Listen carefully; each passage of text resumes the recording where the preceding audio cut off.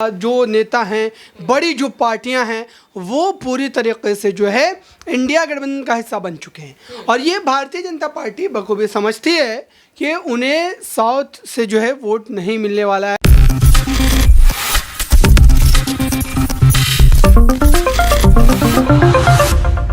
साल 2024 में होने वाले लोकसभा चुनाव जैसे जैसे नजदीक आ रहे हैं, राजनीतिक गलियारों में इस बात को लेकर हलचल है कि आखिरकार एनडीए वर्सेस इंडिया की जो जंग चल रही है, जीत किसकी होगी। वन नेशन वन इलेक्शन की भी बात इस दौरान अब लगातार सुनने को मिल रही है।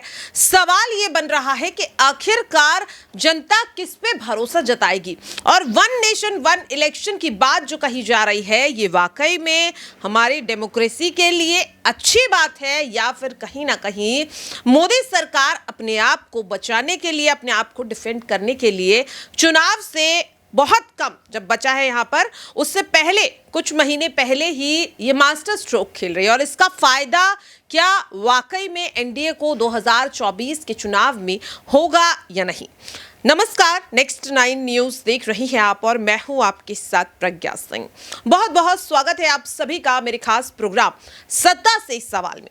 साल 2024 को लेकर चर्चा जोरों शोरों से है, कई सर्वे रिपोर्ट्स भी सामने आ चुकी हैं और अपने इस खास प्रोग्राम में हम भी इस चीज को समझने की कोशिश करेंगे कि आखिरकार 2024 की जो लड़ाई है, जो शुरू हो चुकी है एनडीए वर्सेस इंडिया के बीच, इस वक्त अगर वोटों के लिहाज से देखा जाए तो आंकड़ा किसका, यहां पर आंकड़ों को अगर समझा जाए तो आखिरकार पलड़ा यहां पर किसका भारी होता हुआ नजर आएगा। सवाल यहां पर इंडिया पर भी उठ रहा है, जिस तरीके से अब इंडिया और भारत की भी लड़ाई यहां पर छिड़ चुकी है।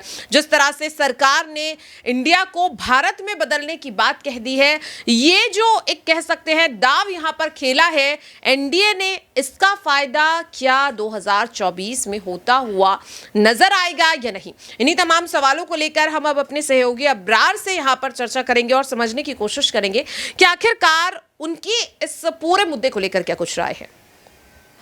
तो देखिए अब्रार, जिस तरीके से 2024 को लेकर कई सर्वे रिपोर्ट्स सामने आ रही हैं, तरह तरह के दावे किए जा रहे हैं, एनडीए की तरफ से भी किए जा रहे हैं और इंडिया की तरफ से भी। क्या लग रहा है वोटों के लिहाज से अगर देखा जाए, यहां पर आंकड़ों को अगर खंगाला जाए, सर्वे रिपोर्ट्स को समझा जाए, तो इस वक्त किसके पाले में लोकसभा चुनाव जाते हुए नजर आ रहे हैं?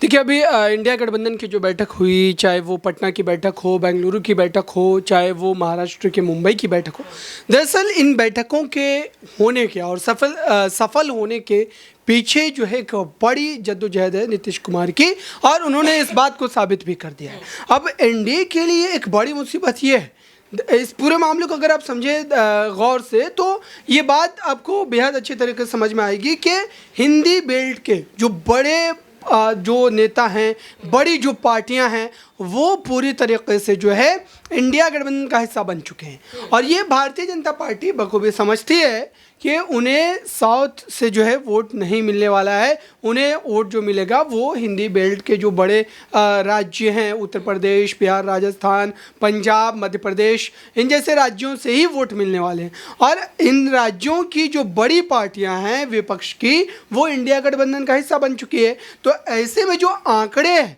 वो बिल्कुल पूरी तरीके से इंडिया गठबंधन के साथ है। लेकिन उसके बावजूद भी अगर मुद्दे की बात करें तो मुद्दा हो सकता है कि डामाडोल की स्थिति में आए, क्योंकि बीजेपी जैसे मुद्दों की राजनीति कर रही है। अभी आप देखिए कि इंडिया अलायंस नाम रखा गया, फिर उसके बाद इस अलायंस के खिलाफ एक जो है जनता के भीतर कहीं ना कहीं जागरूकता फैलाने के लिए या फिर अपने वोटरों को एकत्रित करने के लिए उन्होंने भारत शब्द का इस्तेमाल जो ज़्यादा करना शुरू कर दिया।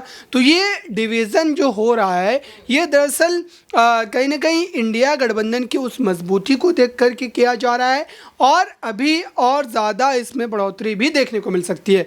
फिलहाल अभी तक अगर देखा जाए तो इंडिया गठबंधन की जो भी बैठकें हुई है या फिर आज जो कोऑर्डिनेशन कमेटी की बैठक चल रही है, दरअसल इन तमाम बैठकों के सफल होने पर जो है बीजेपी को तगड़ा झटका लग सकता है। हालांकि अब मुद्दे को लेकर के किस ढंग से बीजेपी पलटवार करती है इंडिया गठबंधन पर, यह देखना होगा। अच्छा अबरार, देखिए यहाँ पर जिस तरीके से अब वन नेशन वन इलेक्शन की बात कही जा रही है, इसे लेकर भी कई सर्वे रिपोर्ट्स भी सामने आ रही है। साफ तौर पर कहा जा रहा है कि बीजेपी ने आखिरी वक्त में ये वन नेशन वन इलेक्शन का जो दाव खेला है वो इसलिए खेला है क्योंकि कहीं ना कहीं बीजेपी समझ चुकी है कि जो इंडिया गठबंधन है वो मजबूत है और ये मजबूती 2024 तक टिकने वाली है और इसीलिए आखिरी समय में ये दाव खेला है। तो यहाँ पर एक छोटा सा सवाल आपसे लेना चाहूंगी कि ये वन नेशन वन इलेक्शन की जो बात हो रही है, क्या लग रहा है 2024 में ये बीजेपी के लिए फायदेमंद साबित होगा या फिर खुद यहाँ पर एनडीए जो है अपने पैरों पर कुल्हाड़ी मारने का काम कर लेगी? देखिए, वन नेशन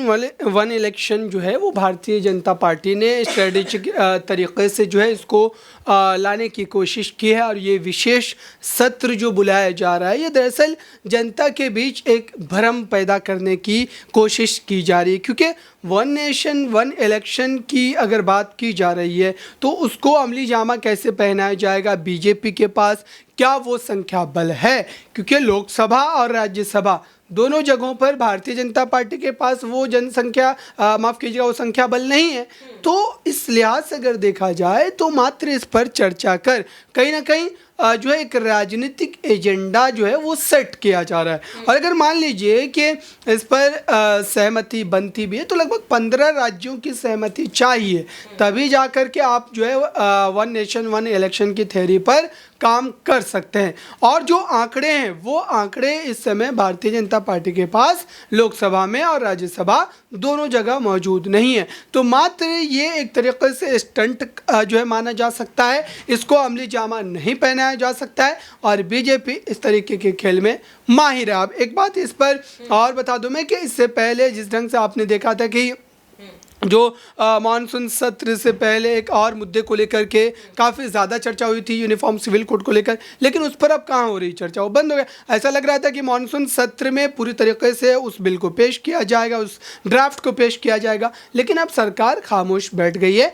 तो इस तरीके के मुद्दे जैसे जैसे 24 नज़दीक आएंगे और भी देखने को मिलेंगे और ये कुल मिलाकर राजनीतिक स्टंट के तौर पर है। वाकई में देखिए कहीं ना कहीं ये चीज़ तो अब समझ आ रही है कि जानबूझकर कहीं ना कहीं चुनाव में जब बहुत कम वक्त रह गया है ऐसे में तब वन नेशन वन इलेक्शन की बात करना साफ तौर पर लग रहा है कि जनता का जो ध्यान है वो मुद्दों से भटकाने की कोशिश की जा रही है। लेकिन यहाँ पर हम आपको एक रिपोर्ट भी दिखाना चाहेंगे कि जो वन नेशन वन इलेक्शन की बात कही जा रही है अगर ये वाकई में लागू हो जाती है और अगर ऐसा होता है तो इसके कितने फायदे होंगे और कितने नुकसान होंगे, देखिए रिपोर्ट। सबसे बड़ी प्रॉब्लम है। दूसरा है कि इलेक्शन कमीशन ऑफ इंडिया ने ईवीएम पे सवाल उठे, उसको लेके सुप्रीम कोर्ट ने भी पिटीशन डाला गया। सुप्रीम कोर्ट ने कहा कि हम 2 महीने बाद सुनेंगे, उसे अभी नहीं सुन सकते हैं।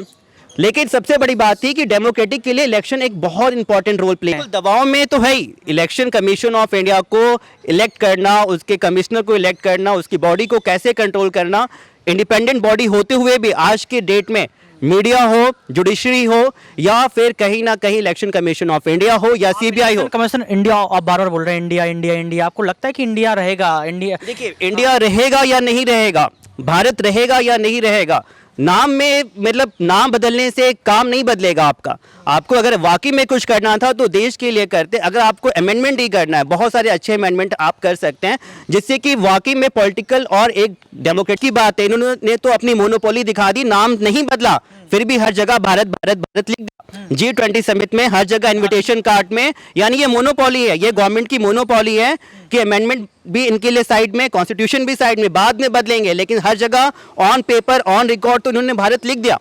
अब वो बदले ना बदले वो तो फिर बात की बात है। तानाशाही है क्या? बिल्कुल मोनोपोली है, इसको मोनोपोली कहा जाता है। तभी किसी डेमोक्रेटिक गवर्नमेंट में आप इतना वोट ना दें किसी भी गवर्नमेंट को कि वो आपके साथ मोनोपोली करे, कम्युनिस्ट की तरह। जिस तरीके से चाइना में रूल होता है, भारत में रूल नहीं होना चाहिए। यानी कि आप वन नेशन वन इलेक्शन से सहमत नहीं है? बिल्कुल, ये देश के हित में नहीं है, बिल्कुल देश के हित में नहीं है, कॉन्स्टिट्यूशन के हित में भी सहमत नहीं है कि जो भारत और इंडिया वर्सेस की जो लड़ाई चल रही है वो भी खत्म? नहीं, इंडिया वर्सेस भारत में तो ये आप बेफालतू का टाइम बर्बाद कर रहे हैं देश का। और ये वर्सेस का साइन चला रहा है, ये यही है ना, बिकॉज मीडिया तो देखिए, अब मीडिया ऐसे ही नहीं कहा गया।